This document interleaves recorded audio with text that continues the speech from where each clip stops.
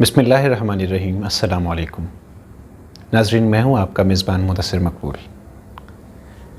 زاہد علی خان صاحب جو کہ ایک بہت اچھے رائٹر ہیں، جنہوں نے ناول بھی لکھا، مقالہ نگار ہیں، سیرت نگار ہیں، سیرت پہ بھی کتاب لکھ رہے ہیں، لیکن میری نظر میں ان کا ایک اہم پہلو آیا کہ وہ بہت اچھے مزاح نگار بھی ہیں۔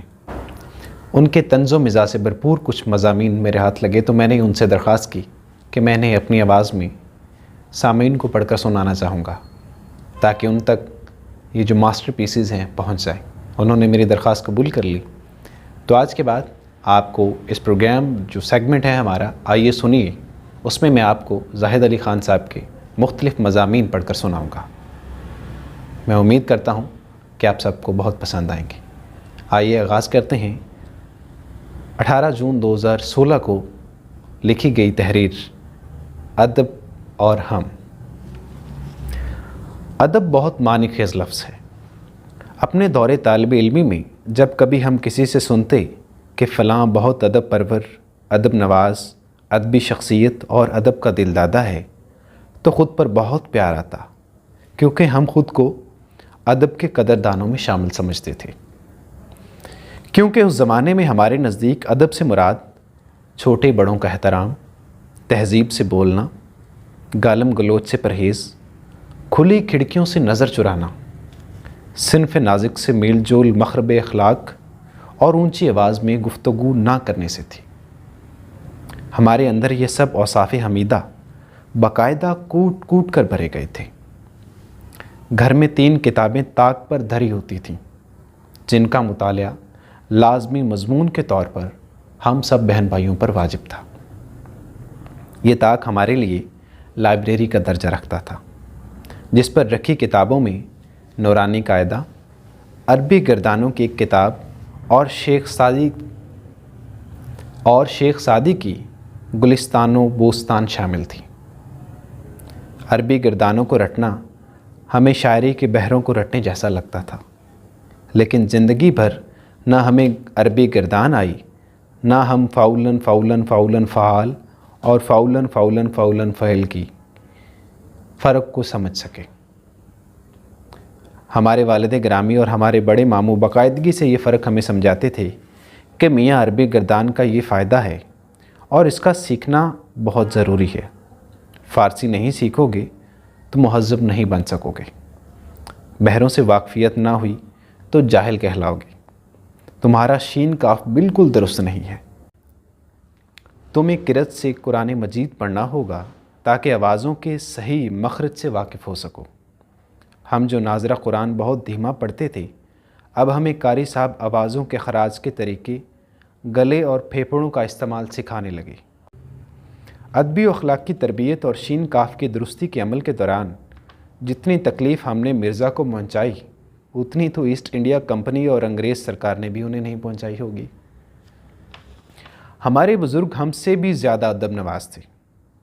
انہوں نے ہمیں مکمل آداب کے ساتھ ادب سکھانے کا عزم صمیم کیا ہوا تھا۔ جو ہماری عمر بڑھتی گئی، اسی نسبت سے ادب کا دائرہ وسیع ہوتا گیا۔ نثر لکھنے کے اصولوں کے ساتھ ساتھ شاعری کے بنیادی اسرار و رموز سکھانے کا سلسلہ شروع ہوا۔ نثر کی حد تک تو معاملہ قابل فہم رہا، مگر جو ہی سبق آیا بحر کس چیز کا نام ہے، اردو شاعری میں اس کا کیا مقام ہے، بحر کے اجزائے ترکیبی کیا ہوتے ہیں، اردو شاعری میں کتنی بحریں استعمال ہوتی ہیں، ان کے نام اور اجزاء کیا ہیں، اردو میں مستعمل بحریں کون کون سی ہیں، زحاف کیا ہوتا ہے اور اس کے بنیادی اصول کیا ہیں، وغیرہ وغیرہ آئے تو ہمارے ہاتھوں کے طوطے اڑنے شروع ہوئے۔ تقطیع کے چند بنیادی اصول یہ ہیں: اسقاط حروف، مخلوط حروف، الف وصل، تنوین فتحی وغیرہ سننے کے بعد وہ طوطے ہمیشہ کے لیے اڑ گئے۔ اس طرح کوئی 30 اسباق ہمیں پڑھائے گئے جن کے بارے میں آج بھی کچھ سمجھ نہیں آئی۔ اس وقت کیا آئی ہوگی آپ اندازہ لگا سکتے ہیں۔